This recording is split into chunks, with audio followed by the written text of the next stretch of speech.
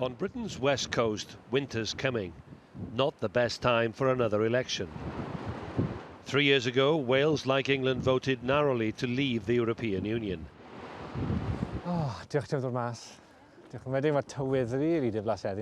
In 2017's general election, Ceredigion chose Ben Lake as Wales's youngest member of parliament. He argues for Welsh independence, but to stay in the EU. We hear on the doorstep people referring to tactical voting websites. We've heard them say, well, I'm usually a X-party voter, but this time I'm considering voting for yourselves, or sometimes also for other parties. There's certainly, by comparison to 2017, there's more of the sense that people are perhaps abandoning previous party allegiances and are thinking anew.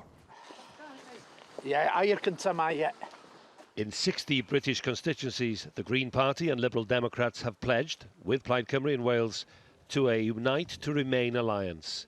They hope to avoid splitting the pro-Europe vote. Sorry to bother you, Mark Williams. Hello, standing for the Lib Dems again. Tactical voting and alliances is new in British politics, as loyalties over Brexit seems far more fluid. Those traditional party loyalties have broken down. I think my feedback from around the country, for the Labour Party, for the Conservative Party, and Lib Dems too, there's that. The Brexit issue permeates everything, as well as the traditional compulsion to either perhaps stop a Labour leader or a Conservative leader becoming Prime Minister. There were only 104 votes between the same two candidates in 2017, so it wouldn't take much for this seat to change hands again. But either way, both the Liberal Democrat and Plaid Cymru parties oppose Brexit. While in the rest of Wales and Britain, the Conservatives have to win more seats if they're able to form a stable government in London and deliver on their main pledge of get Brexit done. There's been a long political impasse which frustrates people. Many haven't warmed either to Labour's Jeremy Corbyn or the Conservatives' Boris Johnson as Britain's next leader. I don't think this campaign has had as much traction amongst the electors as either party would have wished. I think people are tired, they're disillusioned, they're angry in parts at what's happened to our politics, and the issue over that will be the extent to which the anger translates into motivation to vote, and the extent to which anger translates into just apathy and plague on both of your houses, particularly because both leaders are unpopular. The Vale of Glamorgan is another tricky constituency.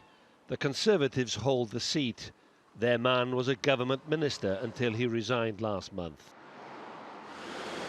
The Vale is seen as a bellwether seat, a constituency that suggests the trend an election could take. I'd like to see Brexit settled, because I think it's gone on far too long, and I think that the British people have been let down by our Parliament.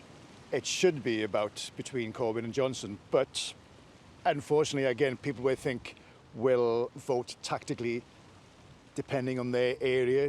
I don't think it's about the best. I think it's the one that's most likely to deliver Brexit. More than half the voters in the Vale of Glamorgan voted to leave the EU, but most of the candidates supported Remain. Throughout Britain, Brexit is casting a long shadow. This election is about the 2016 referendum and who's trusted the most and liked the least. Iolo Dafydd, TRT World, Barry, Wales.